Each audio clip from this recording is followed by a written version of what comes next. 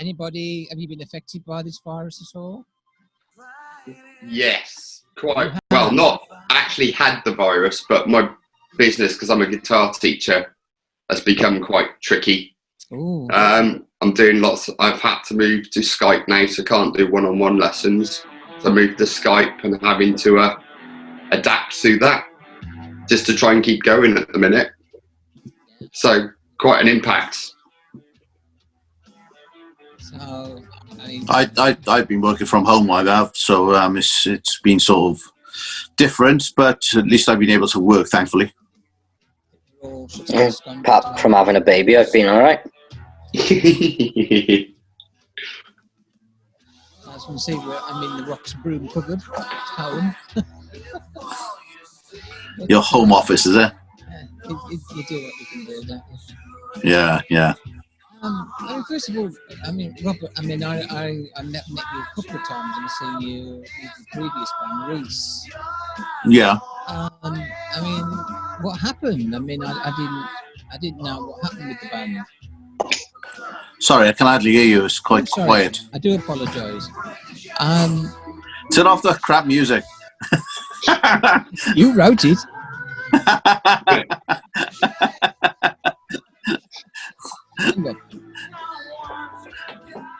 That should be better.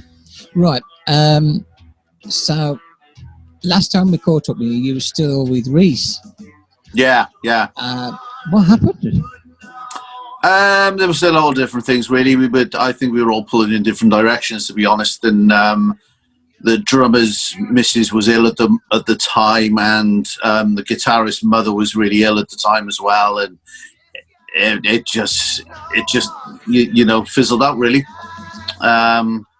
But you know, I got together with these guys, and it's amazing. You know, judging from the music you've released, yeah. I think it's a step forward, to be honest. Your sound is more. You've got more melody to this rock, haven't you? Yeah, I think so. Yeah. Yeah, I mean, yeah. I think me and Duncan seem to bounce off each other pretty well. Yeah. Yeah, I tell Come that. from slightly different influences, and I think it works together really nicely. Yeah, definitely. I mean, me and Jordan got quite similar influences, which is strange considering we're about 30 years apart. Music knows no age difference. Exactly. So what are your influences then? I mean, what sort of bands and music did you draw from? Mine, probably quite similar to Jordan's. I like, you know, sort of Def Leppard, bit of Shinedown, bit of Alter Bridge, you know, stuff like that, really. But I also like quite a bit of sort of 70s stuff, which sort of relates to Duncan's guitar sound to a certain extent, because I like a bit of sort of early Deep Purple and stuff like that.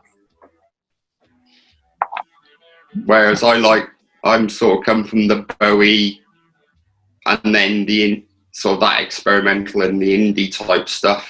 So other people like Radiohead and stuff like that as well. 9 Inch Nails from the industrial side of stuff. Did I detect a tiny amount of Manson in the chorus?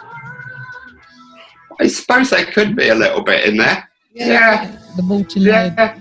Yeah. Yeah, they're excellent band, Manson were. I love them. I love them to be. They were awesome. Yeah, I did like I did like Manson as well. They didn't do enough stuff, to be honest. Yeah, they have. Yeah. Not many people ever mention that band anymore. Which is a shame, because they should be listened to more. Great stuff. Yeah. Funny enough, I used to do a cover of a Manson song in one of my old bands. Which one? Oh God, which one was it? Trying to think which one it was. Can't think off the top of my head. Nah. Age. Good band. Yeah. I've got to say, my favourite. When you had a birthday. Yeah.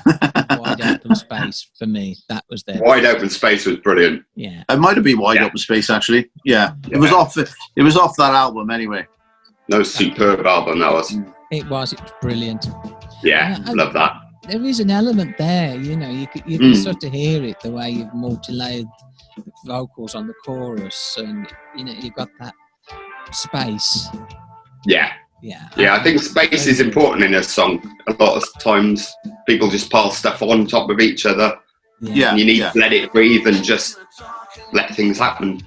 I think that's very prominent on the verse of Fight.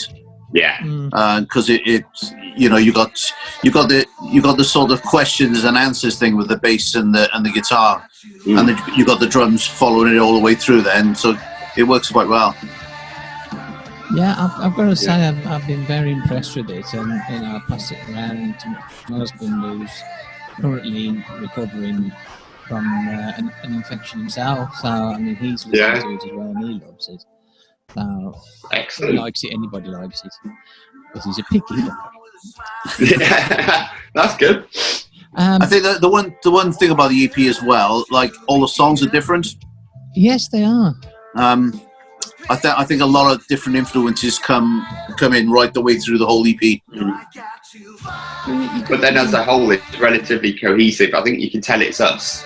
Although each song is individual, there's still that sort of glue between the whole thing.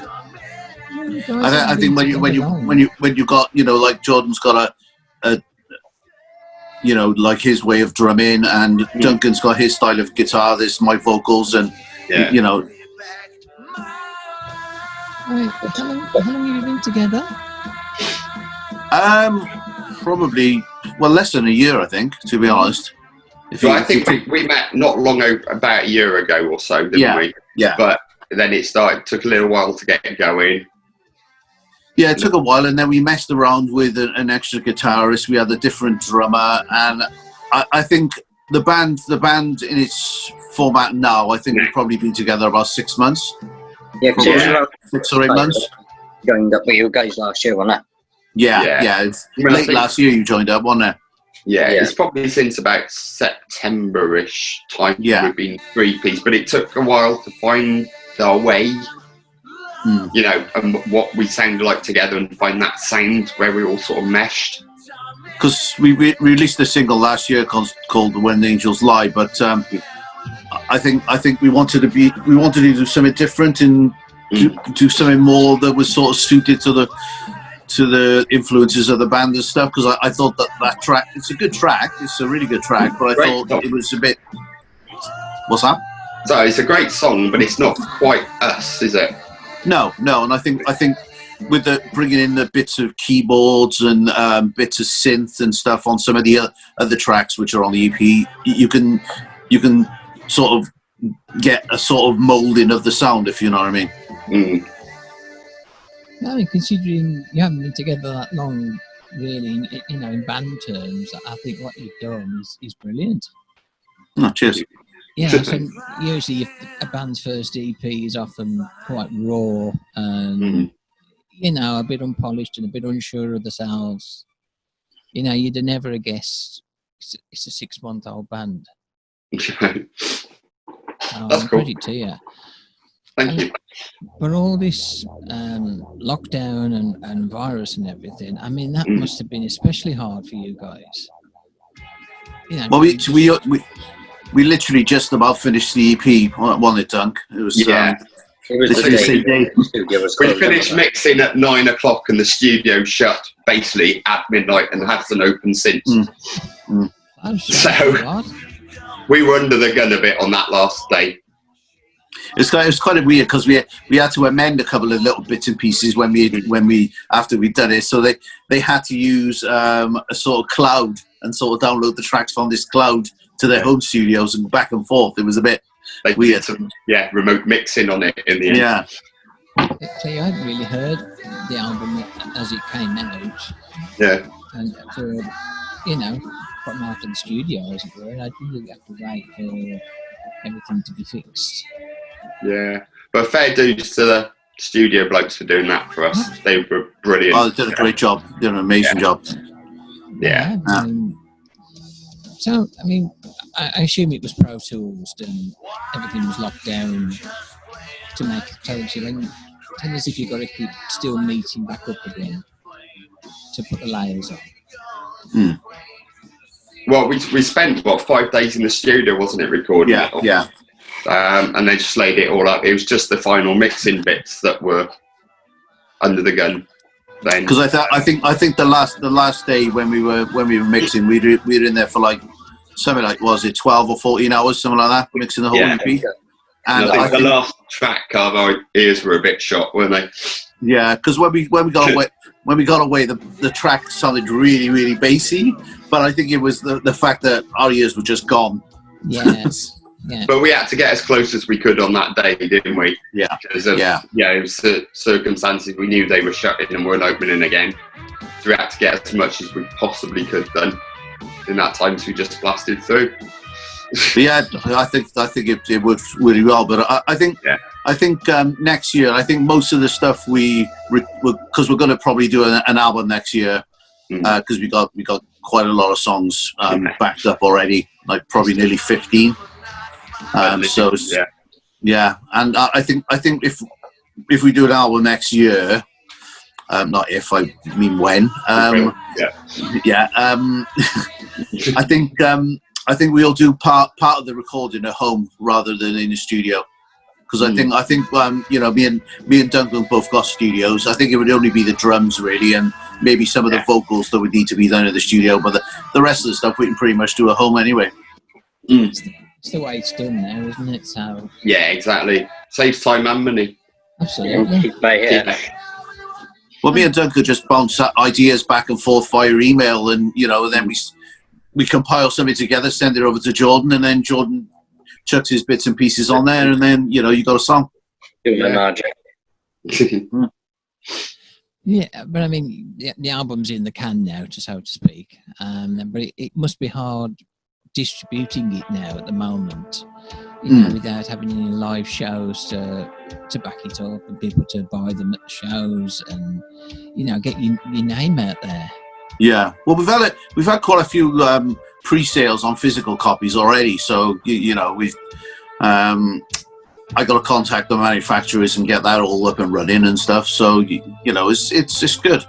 Stuff will be there. It's just we've had to sort of like cancel the launch party and all that, unfortunately, and we had stuff booked up that's gone.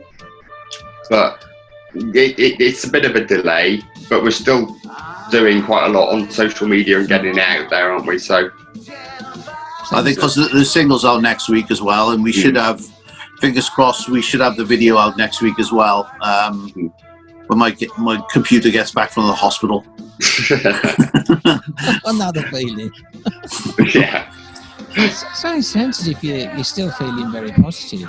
We've heard horror stories from bands. You've got to be positive, though. Everything's gone to hell in a hanging basket. But you guys sound as if you've got it all under control. Yeah, I think so. We're trying. I mean, it's a strange situation. I think you just got to roll with it and make the best as you can with it. These things, Yeah, well, I'm starting to learn piano next week, so trying to take the time and be positive. Yeah, and we've written a load of songs. They're in the pipeline now, so use the time positively. It's a delay, but we've still got a product there we like and want to get out. So time wisely, there'll be good stuff coming from it. Yeah, and we're gonna do an acoustic version of the EP as well. Yeah, which should be a bit different. Because I'll probably be playing piano instead of bass, so it'll be very stripped back and very, very raw. Yeah. Let us know when you've done that, so we can have a listen. That sounds great. Yeah, sure. Cool. We've started putting bits and pieces together already, and it sounds amazing. Yeah, sounded really nice, didn't it? Yeah, it's really, really nice. Yeah. Really. I think you can always tell a good song when you can do it acoustically or do it on the piano. Yeah, definitely. Instead of hiding behind all the effects and Yeah. That's true. We won't mention names. Too many to mention. Yeah, too many these days. But I mean, obviously, you intend to go and do some live shows as soon as we're all allowed to. Yeah. Have you're hoping to get some done this year, or are you just gonna Well, we wait and got. see? I think the only ones that are still on at the moment are we've got. Ilfracombe Rocks. Oh, what's that? We got Ilfracombe Rocks. Yeah, Ilfracombe Rocks in November, but I think before that there's one in Leeds. In August, I think, but I'm not sure if that one's going ahead. I think that one might be too soon. Yeah. But there's Ilfracombe Rocks in November, and then we got Planet Rockstock in December then as well. Yeah. That's good. That's very good. Yeah, that's a nice one. Yeah, that should be really good as long as that goes ahead. But on the flip side, all of the gigs we've had sort of cancelled festivals wise this year. They've told us that we're on next year, so they've basically just used the same lineup. That's great. So it's good. At least you you can plan for that, and definitely. Yeah. So all it's really done is delay it for us a bit, but we still, because we had a lot this year, but they've just moved to next year, so next year's nice and busy already, which is great. Just up for the bang next year.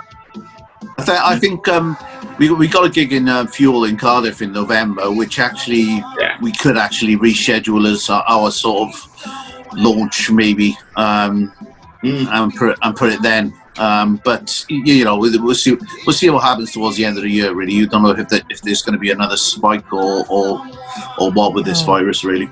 Yeah, I mean, they're saying gigs could look very different when they do finally start happening again.